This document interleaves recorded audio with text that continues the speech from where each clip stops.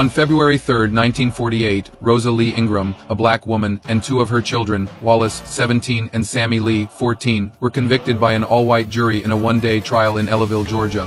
The three family members were sentenced to death by electric chair for unaliving an armed white man in self-defense after he violently assaulted and threatened them. On November 4, 1947, a white landowner named John Stratford, armed with a shotgun and pocket knife, attacked Miss Ingram, a widow who worked as a sharecropper on his farm near Ellaville. Testimony later revealed that Mr. Stratford hit Miss Ingram in the head with the butt of his rifle while threatening to sexually assault and fire upon her.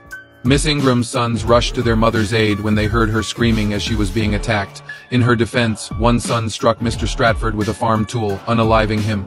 Miss Ingram and her sons were arrested soon after Mr. Stratford was found slain. Even though the local sheriff admitted that the sons acted in defense of their mother, Rosa, Wallace, and Sammy Lee Ingram were all sentenced to death by electrocution, and their execution was scheduled for February 27, 1948.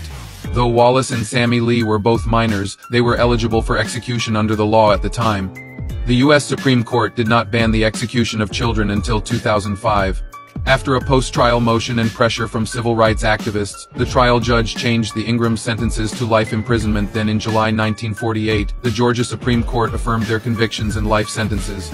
Though Miss Ingram and her sons no longer had death sentences, they were sent to the state penitentiary and were each forced to serve more than a decade in prison for daring to defend themselves against a violent, armed assault by a white man. The Ingrams were not released on parole until 1959.